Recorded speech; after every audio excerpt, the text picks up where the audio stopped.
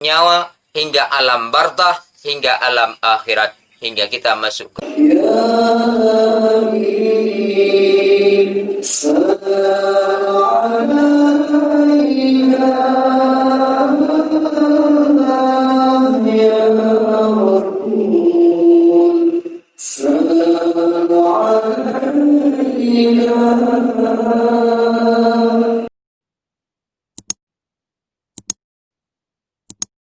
Bismillahirrahmanirrahim. Rabbi syrah li sadri wa yassir li amri wahlul 'uqdatam min lisani yafqahu qawli. Allahumma zidna ilma wa fahma wa alhiqna bis salihin wa faqina fid dini wahdina siratal mustaqim.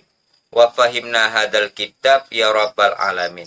Al-babur rabi'u fi ahwalil malikul mauti kaifa ya'khudul arwahi wa fi ba'di ahwalil quburi. Kita bicarakan tentang masalah ihwal malik maut, betapa ia mengambil segala nyawa dan menyatakan setengah daripada ahwal kubur. Jadi yang kita bicarakan pada bab yang keempat ini tentang masalah malik maut. Bagaimanakah malik maut saat dia datang pada kita untuk menjemput nyawa kita, dan itulah awal menyatakan setengah daripada kubur. Telah berkata Ibnu Abbas pada tafsir ayat, "Qul yatawaffakum malikul mautil ladzi wa qulubikum," bahwasanya orang-orang yang mukmin apabila hadirnya oleh maut, niscaya hadirlah akan dia malaikat, dan menyerupai oleh mereka itu akan dia, maka memelihara akan dia oleh Allah Ta'ala dengan sebab hadir mereka itu daripada fitnah.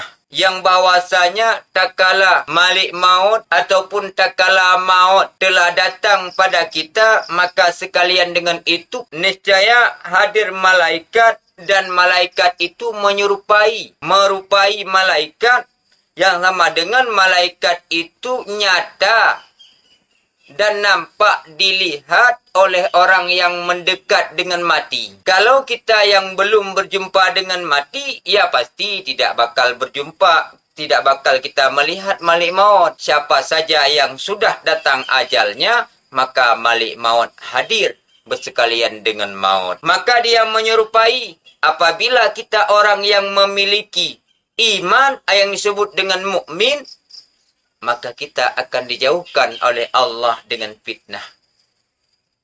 Sebelum mati kita pun, saat menjelang kepada maut, kita sudah ada fitnah. Bila kita orang yang beriman, maka kita tidak bakal takut, karena malaikat menyerupai kepada kita di hadapan kita dengan rupa pemuda yang tampan, dengan rupa yang bercahaya, dengan rupa yang elok, dengan wangian yang sangat harum, hingga kita tersenyum, hingga kita jatuh cinta kepada malaikat tersebut.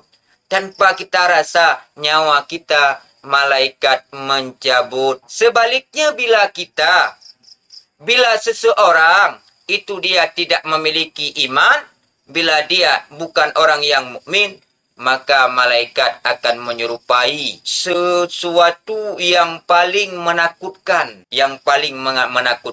Karena hal demikian pernah dicerita oleh Imam Ghazali dalam Ihya Ulumuddin, yang bahwa riwayat tersebut datang daripada Ibnu Abbas radhiyallahu anhuma, bahwasanya Nabi Allah Ibrahim alaihissalam,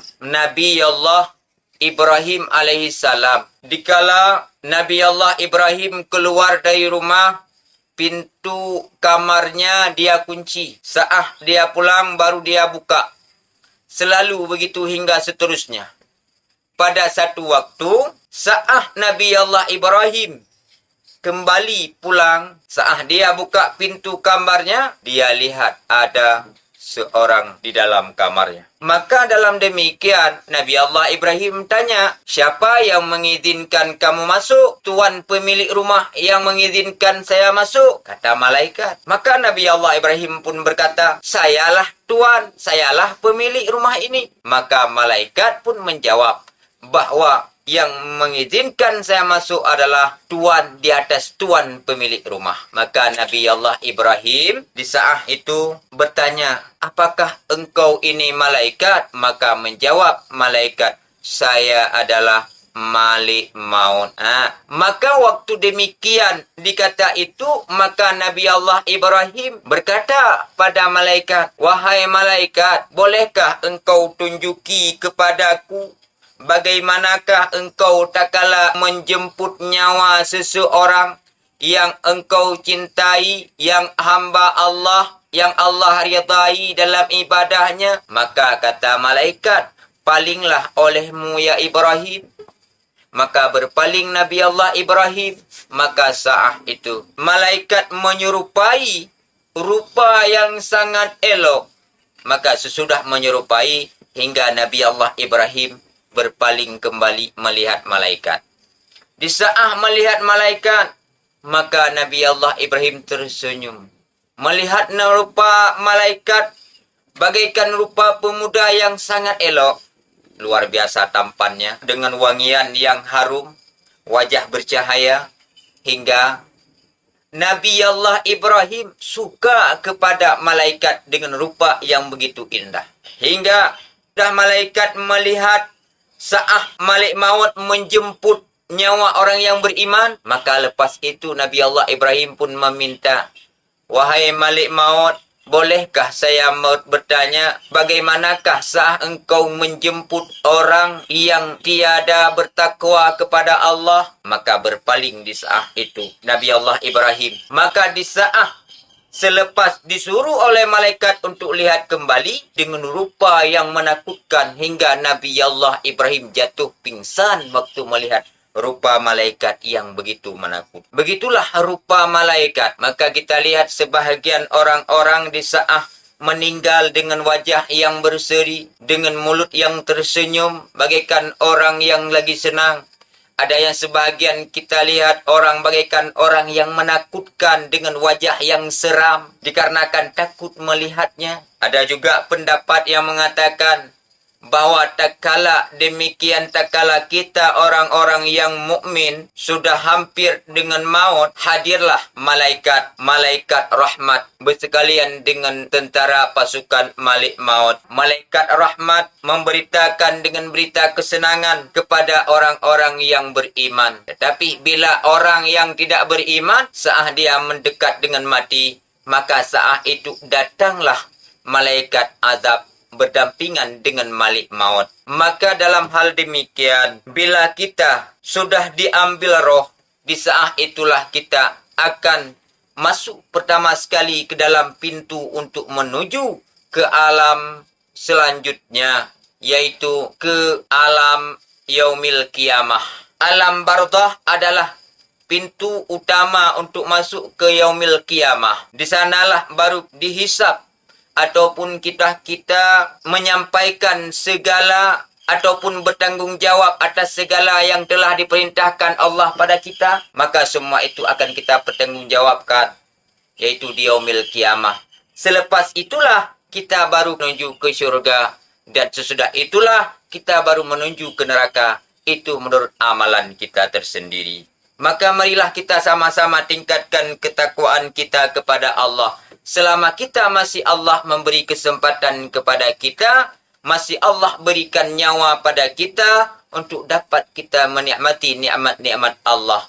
Jangan kita sia-siakan kehidupan ini sebelum kita menuju kepada alam seterusnya. Hingga sadarlah Nabi Allah Ibrahim. Daripada demikian dan tersebut di dalam hadis pula bahwasanya turun malaikat di atas mayat oleh 4 orang daripada malaikat. Satu malaikat menghila ia akan rohnya. Menurut hadis bahawa saat kita sudah mendekat dengan mati, maka saat itu turunlah 4 malaikat. Malaikat yang satu menghila roh, mencabut roh dari pihak hadapan, dan yang satu lagi dari pihak kanan, dan satu lagi yang menghila oleh malaikat melalui hadapan kiri, dan satu lagi menghilangkan dia daripada pihak kanannya. Dan satu malaikat yang menghilangkan dia daripada pihak kirinya telah menyebut akan dia oleh Imam Ghazali. Telah menyebut oleh Imam Ghazali berkata ia, terkadang-kadang keberatan lidah mayat itu, mereka menghila oleh mereka akan rohnya daripada segala tepi rusuk. Apabila sa'ah roh kita ingin dikeluarkan melalui lidah, berat karena mengapa? Karena mungkin kita kebanyakan zikir, maka lidah tidak mengizinkan roh kita untuk keluar melalui situ. Maka malaikat mengeluarkan melalui tulang-tulang rusuk kita. Maka yang namun pasti tiada dapat mencegah di saat roh kita telah dijemput. Di saat ajal datang, Allah Ta'ala tidak akan melebihi waktu sesaat pun dan tidak bakal mengurangi sesaat pun. Maka dalam demikian malik maut itu mengambil roh kita manusia tiap-tiap makhluk bila sesudah daripada tulang rusuk dan segala ujung jari dan nafas serta demikian itulah terhila roh kita saat dikeluarkan oleh malik maut. Maka itulah kita banyaklah mengingat akan Allah agar kita saat kita dijemput nyawa kita tidak terasa sakit. Saat Nabi Allah Idris dicabut nyawa oleh malaikat. Malaikat mengambil nyawa Nabi Allah Idris dengan selembut-lembut, habis lembut. Tetapi Nabi Allah Idris menyampaikan bahawa sakit yang dirasakan saat dijemput nyawa tersebut 10 banding kali lipat sakit bagaikan kita diiris hidup-hidup, dikupas kulit 1 banding 10. Begitulah terasa sakitnya. Maka bertakwalah kita kepada Allah dan mengingatlah kita kepada Rasulullah dan banyaklah kita membaca Al-Quran. Moga Allah memberikan kepada kita kenikmatan mulai daripada kita dijemput nyawa hingga alam barzah, hingga alam akhirat, hingga kita masuk ke syurga. Amin ya rabbal alamin. Hanya sekian. InsyaAllah lain masa kita melanjutkan kembali. Untuk sementara wallahu a'lam bisawab wal marji wal ma'ab. Sadaqallahul azim.